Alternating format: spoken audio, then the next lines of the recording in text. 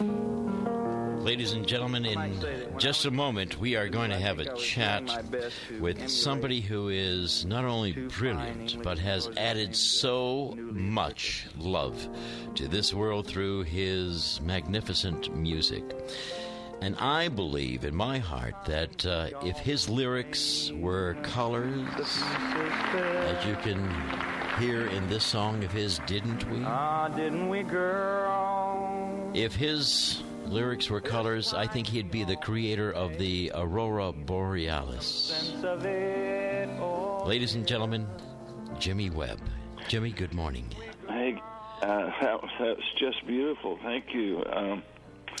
Not sure I deserve all that, but thank you so much. You do, and so much more. What an amazing human being you are. Wow. Well, thank you. My goodness. He's loving the intro right now. I'll have to fix myself up and have, No, you're authentic, so nothing is needed. Isn't that that is the beauty of authenticity, and you are, part of that entire genre of being authentic with lyrics, with your music. What a gift you are to all of us. Well, thanks. I've been able to do something that I really love doing for quite a long time now, and I haven't gotten ridden out of town on a rail yet. So, but you've written songs about it. Yes. Well, I haven't written songs about everything, but almost everything. Yes, yeah. And you know what? It's interesting, Jimmy. When you're here at the Zeiteria next Thursday evening, folks will have a chance to be up close and personal with you, one of the most brilliant songwriters of all time. When you take a look at all of your repertoire, just pick out one or two that has a very special story attached to it. Well, certainly the song Wichita Lineman is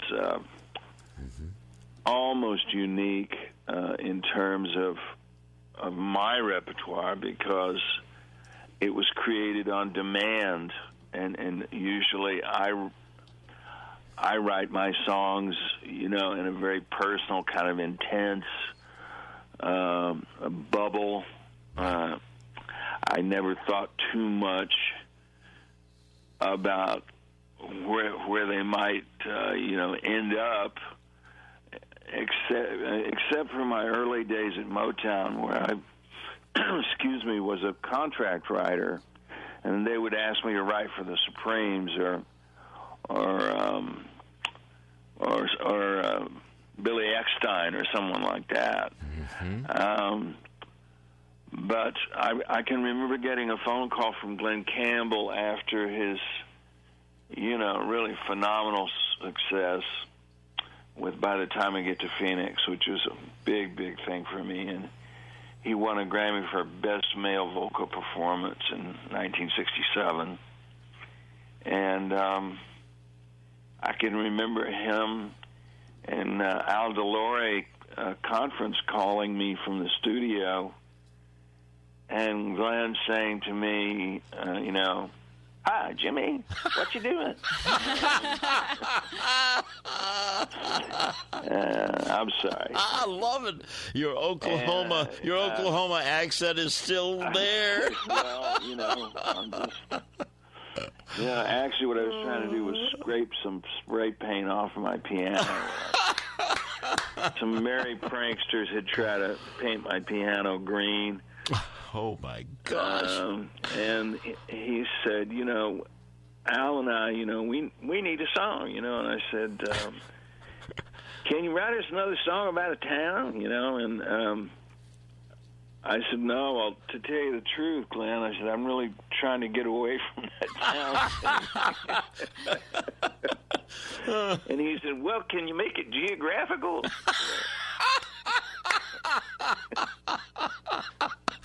Oh, this is fabulous. So I worked all that afternoon.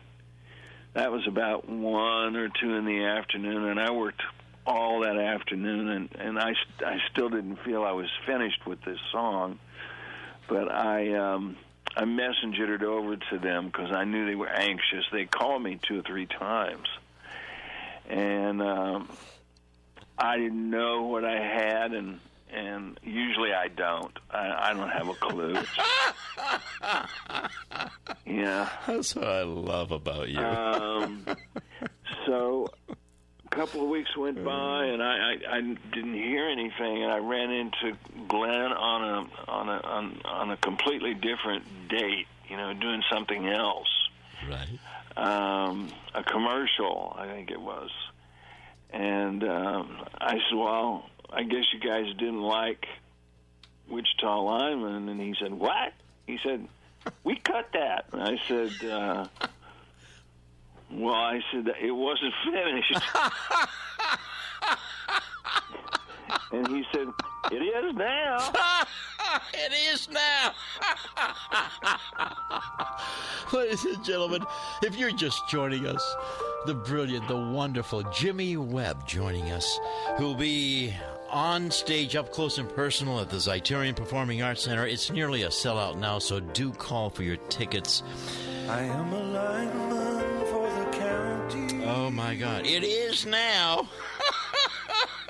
That is classic. Yeah. And I, he and I worked together, for the next, going on 50 years.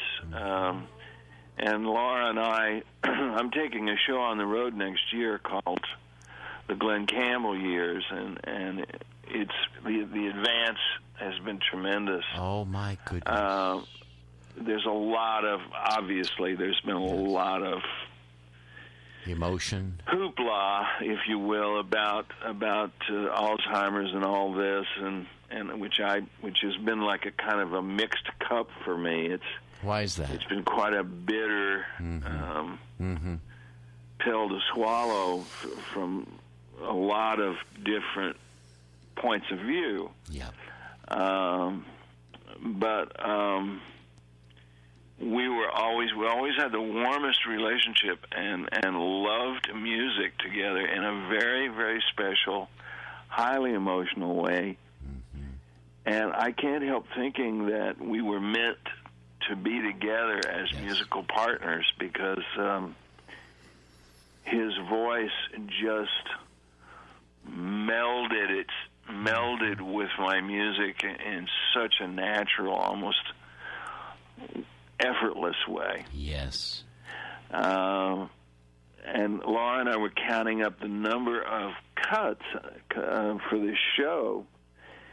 We're just gathering information for this multimedia thing, and she came in to my office with a very strange look on her face, and I said, "What's the matter, honey?" And she said, "Do you know that Glenn has recorded 180 of your songs?" Oh my God! That many? 180. Yeah. The first figure we had was 120, and then she came back and said it's 180. He used to record everything that I wrote. Oh my God! Where's the playground, Susie? Yeah, he would just record it. Yep. Isn't that amazing? Almost just automatically. It's like, oh well, Jimmy's got a new song. Let's go record it. And I think I started crying because that kind of loyalty and that kind of belief. Oh my God! Without, it's just unheard of in our industry. People don't do that. Yes, absolutely. They question everything, Yeah. And here was just a relationship where he trusted me that much, and I guess I'm really beginning to feel a sense of loss now. Yeah. Yes. But, this is part of that authenticity I was referring to earlier, Jimmy. That marriage musically between you and Glen Campbell, the music, the lyrics, that comes from a place that I believe only God can define. Well, let's don't bring God into it. No. Well, you are a Baptist preacher's son. You're a Baptist preacher. Yeah, you're a PK. I'm a PK.